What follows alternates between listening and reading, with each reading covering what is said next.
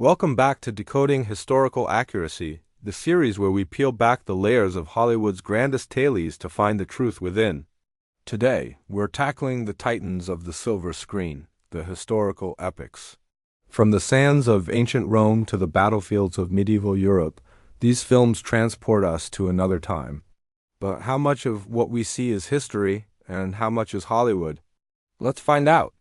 Epic films have a monumental task.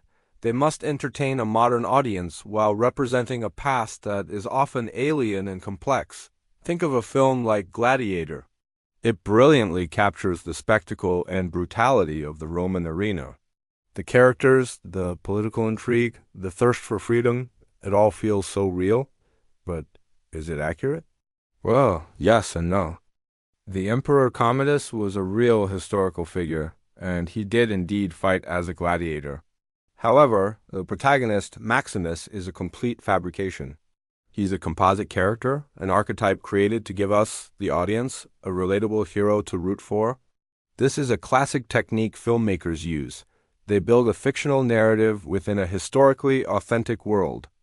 The world feels real, the emotions are genuine, but the central story is a clever construction designed for maximum dramatic impact. Why do they do this? The simple answer is storytelling. History is often messy, and the real-life outcomes aren't always satisfying. Imagine a film where the hero gives up halfway through, or where the main conflict is resolved through a series of bureaucratic letters. It might be historically accurate, but it wouldn't exactly have you on the edge of your seat. Filmmakers are storytellers first and historians second. Their primary goal is to create an emotional journey. They condense timelines, merge characters, and invent dialogue to streamline the narrative and make it more compelling. For instance, in Braveheart, William Wallace is portrayed as a common man rising against tyranny for the love of his murdered wife. In reality, Wallace was a landowner, and his motivations were far more political and complex. The love story adds a powerful personal stake that resonates universally. It simplifies the complex geopolitics of 13th century Scotland into a relatable tale of love, loss, and revenge. It's not strictly accurate, but it's undeniably effective cinema. Another key area where fact and fiction blur is in the visual details, costumes, weapons, and architecture. Getting these things right is called material culture accuracy, and it's a huge part of building a believable world. Some directors are obsessed with authenticity. For the film Master and Commander, the production team built a full-scale, historically accurate replica of the HMS Surprise. The actors were trained in 19th century naval techniques, from climbing the rigging to firing the cannons. This dedication to detail immerses the audience completely. You can almost smell the sea salt and feel the splintering wood. However, even in these meticulously researched films, compromises are made. Sometimes, historically accurate costumes might look drab or unflattering on screen. Armor might be modified to allow actors more movement during a fight scene. A castle's layout might be changed to create better camera angles. These are pragmatic choices. The goal isn't to create a perfect museum exhibit. It's to create a dynamic and visually stunning film. The truth of the visuals lies not in perfect replication, but in capturing the spirit and feel of the era. Then there's the dialogue. How do you make people from 1,000 years ago sound authentic without making them incomprehensible? No one really knows exactly how ancient Romans or medieval knights spoke in casual conversation. So screenwriters have to find a balance. They often use a slightly elevated formal style of modern language to suggest a past era without alienating the audience. Think of the dialogue in a film like Kingdom of Heaven. The characters don't speak in these and thous, but their language has a certain weight and gravity that feels appropriate for the time. This linguistic choice is a form of artistic license. It's a solution to an unsolvable historical problem designed to maintain the film's immersive quality. The language becomes a tool to convey character and theme, rather than a perfect historical recreation. So where does this leave us? The viewers?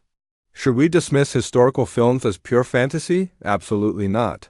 The best historical epics aren't meant to be textbooks. They are invitations. They are gateways to the past that spark our curiosity and encourage us to learn more. Gladiator might not be a documentary, but it has inspired millions of people to pick up a book about ancient Rome. Braveheart, for all its inaccuracies, put Scottish history on the global stage. These films create an emotional connection to history that pure facts and dates often fail to do. They make us care about the people of the past, their struggles, their triumphs, and their humanity. The key is to watch with a critical eye. Understand that you are watching an interpretation, a story inspired by historical events, not a direct transcript of them. Think of it like this. A historian gives you the ingredients, the raw data of the past. A filmmaker takes those ingredients and cooks a meal. They might add some spices, change the cooking time, and arrange it beautifully on the plate to create a delicious and satisfying experience. The final dish isn't the same as the raw ingredients, but it's derived from them and, if done well, honors their essence. A cinematic lens doesn't just show us the past, it helps us feel it. It translates the cold, hard facts of history into the universal language of human emotion. When we watch a character on screen grapple with loyalty, sacrifice, or justice, we are connecting with themes that are just as relevant today as they were centuries ago. That connection is the true power of historical cinema.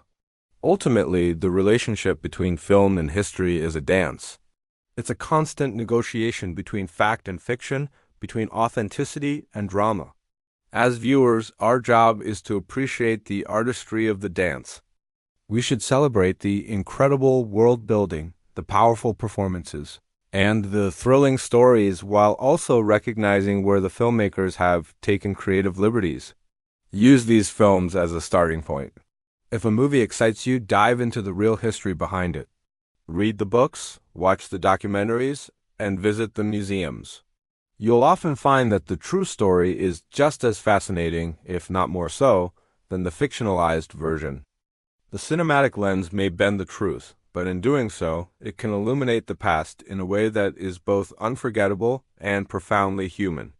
Thanks for joining us on this deep dive into historical epics. What are some of your favorite historical films, and how do you think they handle the balance between fact and fiction? Let us know in the comments below. Don't forget to subscribe, and hit that notification bell for more episodes of Decoding Historical Accuracy. See you next time.